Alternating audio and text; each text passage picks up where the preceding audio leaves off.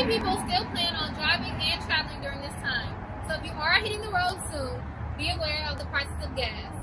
We're all having to adapt to this new normal, but if people and stores continue taking good precautions and abide by the rules, then we will all stay safe and continue to maneuver throughout this pandemic. Moving forward, the elders at the Westfield Church of Christ will continue to abide by all of the CDC guidelines, both in church and while doing outreach programs. They also encourage everyone to make safe and cautious decisions during this difficult time. If you have received the vaccine or not, the best recommendation is continue to abide by the CDC guidelines to stay safe and to keep others safe. For Bobcat Update, this is Jai Walker. Some churches have returned to in-person services even though the pandemic is still a threat.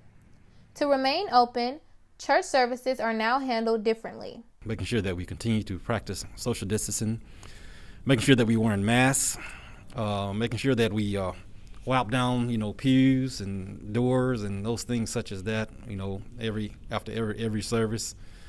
Partaking the Lord's Supper is one ritual that has changed. We used to do the communion by carrying trays with the juice and the bread, and everybody would grab the tray and pick up the cups and things such as that, and then break the bread out of the same tray.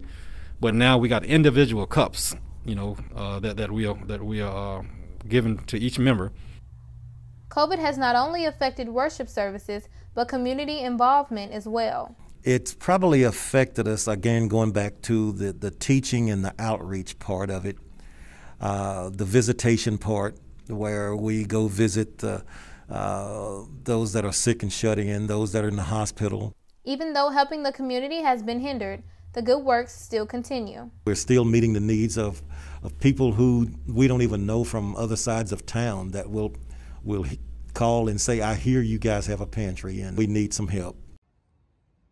To promote safety, companies and their employees are taking the necessary precautions to keep customers out of harm's way. We wear our mask. We have the 6 feet signs. Even if we don't have them, we still try to keep people as far apart as we can. We write down all the registers. We try to do it after each customer, but it depends on how busy the store is. Employees clean during the day and they prepare for the next day as well. Our store still closes at 11, so at the end of the night, we try to write down every register and write down everything that's been touched, and throughout the night, the store gets sanitized. Jordan Booker works at HEB. Some safety precautions, such as like spraying down the shopping carts, sanitizing doors, belts within the registers itself. The precautions that stores have taken give shoppers assurance that they are in a safe environment. I feel more safe because we actually have more professionals knowing what to do and knowing how to handle this type of situation. Many have signed up for the vaccination and received 1 or 2 doses.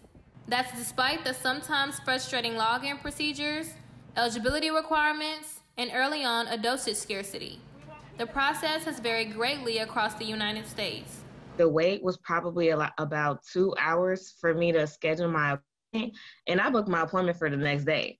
For some, the process took a while, but eventually opportunities became available. I originally signed up for a bunch of different waiting lists, and then once CVS started giving out the vaccines, I was able to sign up that day on CVS. Some people get the vaccine to protect themselves because they have health conditions. Winter break, I found out I have kidney stones, so if you do get coronavirus, that makes it really dangerous. It could lead to kidney failure. Others received it to protect their family and others around them. My mom is a high-risk person, and I don't want to go home and expose her to anything.